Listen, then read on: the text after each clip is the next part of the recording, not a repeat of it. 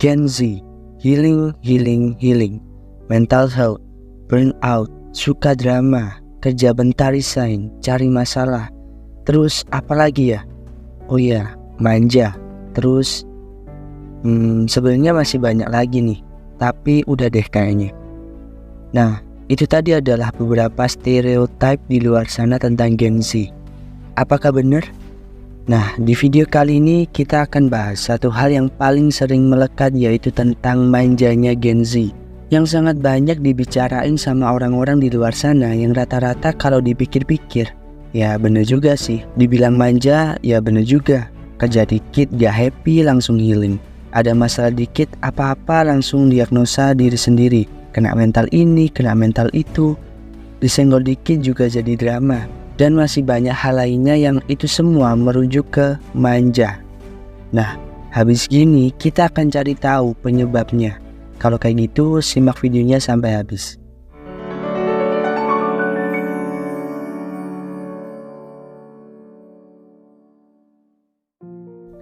Oke, langsung aja. Jadi penyebabnya itu apa sih? Ternyata yang paling menarik, dan setelah aku tahu tentang hal ini gitu ya, jujur aja gak kepikiran sih kalau salah satu penyebabnya ini adalah yaitu Gen Z punya masa kecil yang kurang bahagia.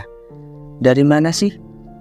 Jadi di Amerika itu pernah ada penelitian yang meneliti orang-orang di atas 18 tahun.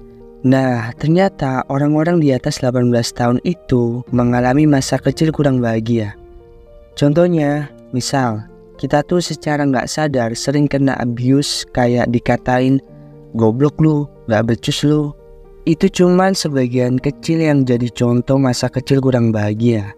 Ya kan, kata-kata tadi tuh kayak kasar gitu ya, nyakitin hati. Makanya digolongin sama MKKB ini.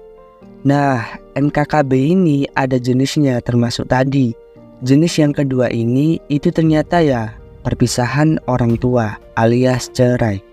Nah, itu tadi penelitian di Amerika. Kalau di Indonesia gimana bang?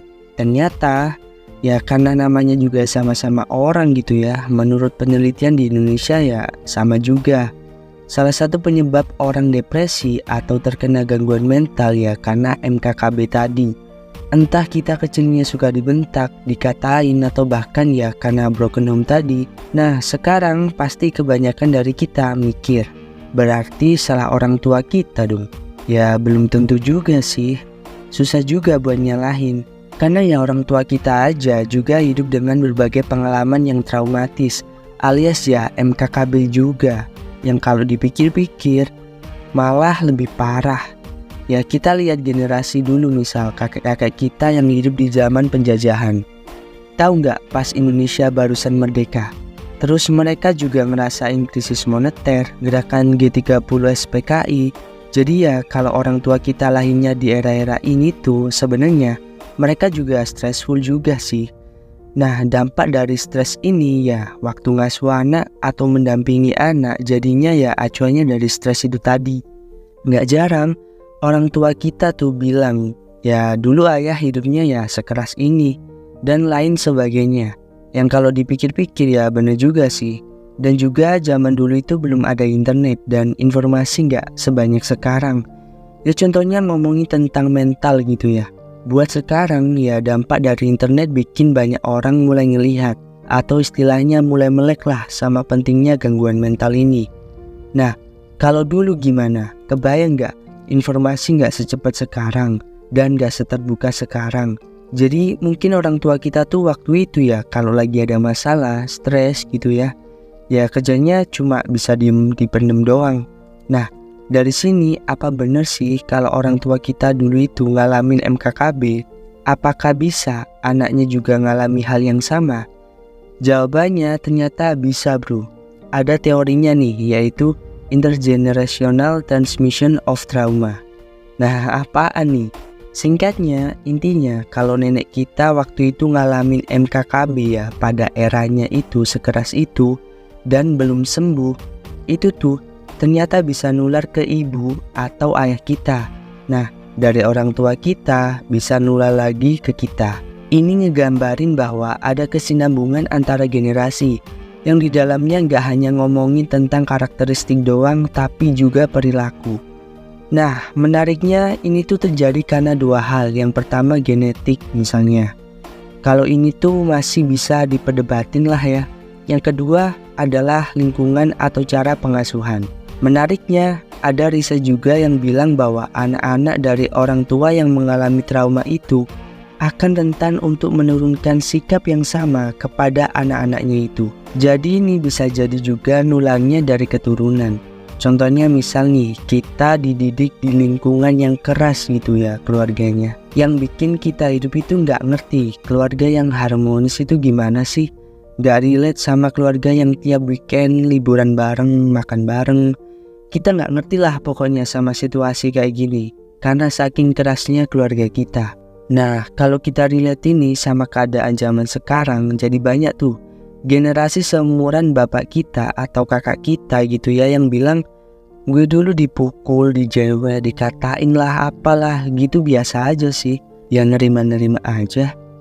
Hal-hal kayak gini tuh ya sebenarnya gak ada masalah sih. Kayak ngasuh dengan fisik, misal ngejewer, mukul dan lain-lainnya. Mungkin yang bisa kita highlight adalah normalisasinya. Jadi misal kadang ada beberapa hal gitu ya yang udah kejauhan dari zaman sekarang, yang sebenarnya gak perlu lagi dipakai, tapi dinormalisasi.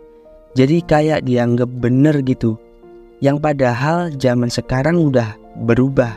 Jadi zaman udah berubah, perilakunya juga harusnya bisa berubah kan. Nah sekarang udah kejawab nih, kenapa sih Gen Z manja banget? Kenapa sih Gen Z punya mental yang lemah? Bisa jadi faktornya ya gara-gara tadi. Terus bisa jadi juga karena zaman udah mulai berubah. Kenapa kita dikata-katain gitu ya? Ya bisa jadi ya gak relate aja sama zamannya yang generasi-generasi sebelumnya. Yang kedua ya bisa jadi kita gak dapet edukasi yang sama. Yang ketiga juga kebiasaannya juga beda gitu.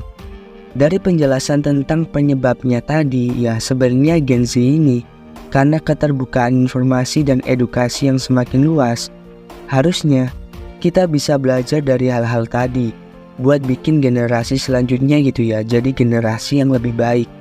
Ya mungkin dari sekarang karena udah sadar betapa pentingnya menyembuhkan trauma, ke depan dampaknya juga akan dirasain sama generasi selanjutnya juga. Itu tadi adalah salah satu penyebab kenapa Gen Z itu manja dan stereotip buruk lainnya yang melekat. Semoga bisa jadi pembelajaran. Aku Jody dari Your 20s. Sampai ketemu di video selanjutnya. See you.